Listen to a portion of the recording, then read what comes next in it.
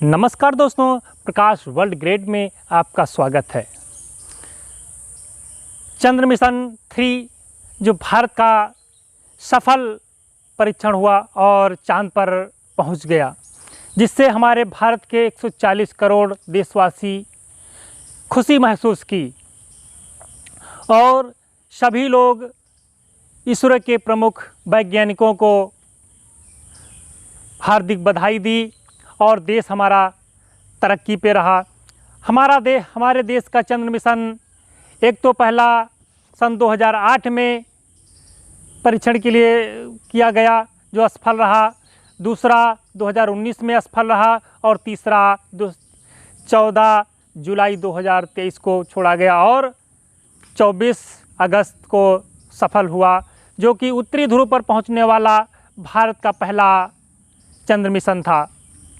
इससे पहले हमारे देश जो अमेरिका, रूस, चीन चांद पर कब्जा कर चुके थे और चौथे नंबर पे भारत ने अपना झंडा फहरा दिया, जिससे हमारे देश का गौरव और सम्मान बेहद रहा।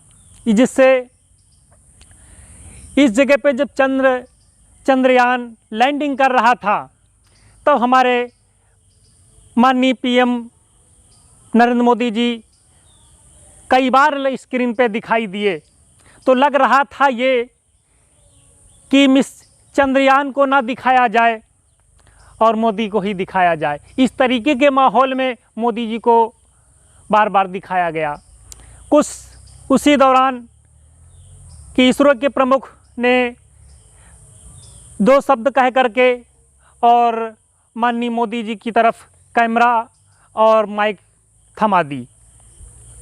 सबसे पहले हक तो बनता था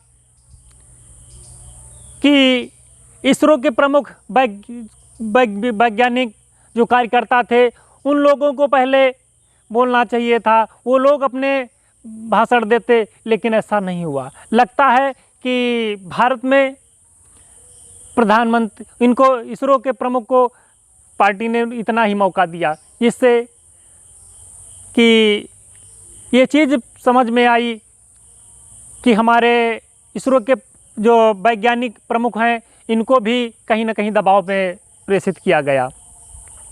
जो चंद्र मिशन पहुंचा 615 करोड़ रुपए लागत की हिसाब लगा, जिससे हमारा चंद्रयान 3 सफल हुआ और देश में खुशियां मनाई गई और विदेश में गौरव रहा, जिससे कि लोगों में कि हमारे देश के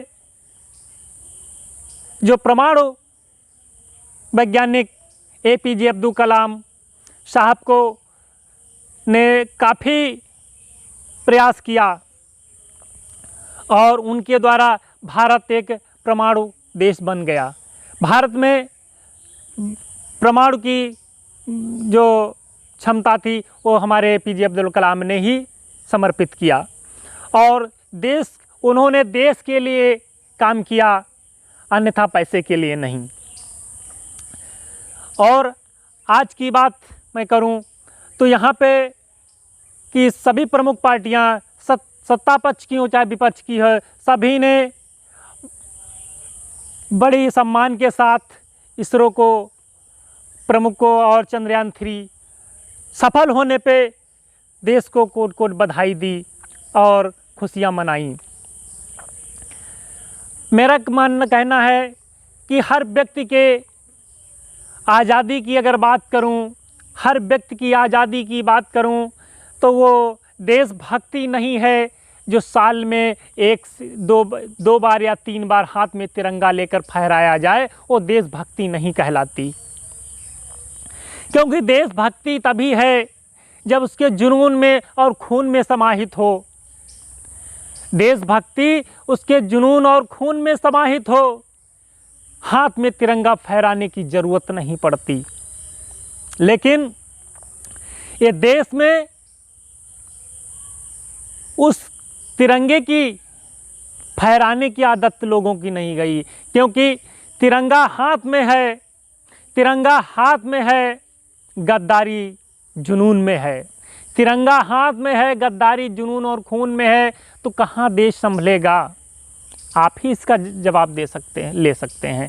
और जगह जगह पे जिस तरीके से माहौल में हमारे देश के इस जनता का गुजारा होता है, वो जनता ही समझती है, देश की सरकार नहीं समझती है। क्योंकि बात वही है, देश में राज्य करने की बात।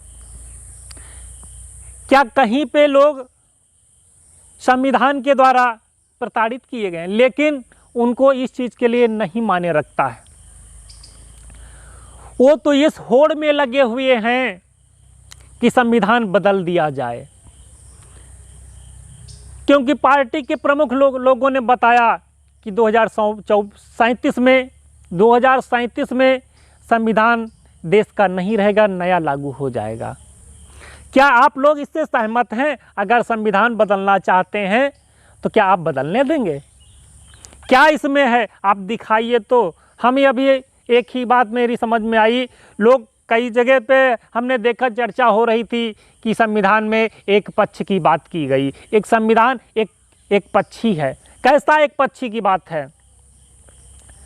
अब संविधान एक पक्षी नहीं, संविधान को चलाने वाले एक पक्ष के हैं।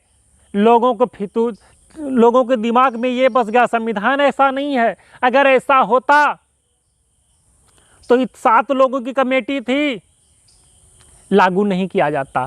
क्या एक ही अम्बेडकर ही ऐसे थे जिन्होंने संविधान लागू कर दिया? लेकिन पूरी कमेटी की सहमति से संविधान लागू किया गया। अगर एक पक्ष का होता तो लागू नहीं किया जाता, लोग पहले ही विवाद हो जाता। लेकिन आज उसकी संगणना क्यों की जा रही? संविधान देश का वो महान ग्रंथ है, वो पवित्र ग्रंथ है जो मानव को जीवन जीने की राह सिखाता है, उज्जवल भविष्य की बात बताता है, आर्थिक स्थिति की बात बताता है, स्वतंत्रता नागरिकता की बात बताता है, समानता की बात बताता है, न्याय अभिव्यक्ति की बात बताता है।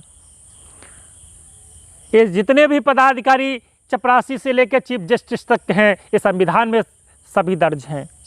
किसको किस तरीके, किस अनुच्छेद, किस आर्टिकल के किस धारा में किसको रखा गया, सभी संविधान में समाहित है। और लोग इसको नकारा कहने लगे। जो लोग संविधान को बदलने का प्रयास कर रहे हैं, वही लोग संविधान की बदौलत उस जगह पे ऊंची पद पर पहुंच गए, आज उसी को बदलने का प्रयास कर रहे हैं। ऐसे लोग तो अपने माँ बाप को बदल देंगे जो संविधान की बात करते हैं बदलने की। तो पैसे की गद्दारी। इसीलिए मैंने कहा कि तिरंगा हाथ में थमने से देशभक्ति नहीं होती है, ये खून और जुनून से होती है। जिन लोगों को तिरंगा हाथ में थामा है और देश के प्रति गद्दारी खून और जुनून से रखी है, तो उन लोग बदलने की बात करेंगे, वो माँ बाप को भी बदल देंगे, उनको भी नकारा समझने लगेंगे। तो दोस्तों, मेरी बात जन जन तक पहुंचाने का काम करें और अधिक से अधिक प्रयास करें ताकि लोगों को जानकारी हो सके और जागरूक हो सकें और अपने बच्चों को अच्छी शिक्षा दिलाएं, शिक्षित करें, ताकि ये संविधान बदलने की बात ना की जाए। तो दोस्तों, मेरी जानकारी आपको अच्छी लगे तो चैनल सब्सक्राइब करें, शेयर करें और बेल आइकन की घंटी जरूर दबाएं। जय हिंद, जय भारत, जय भीम।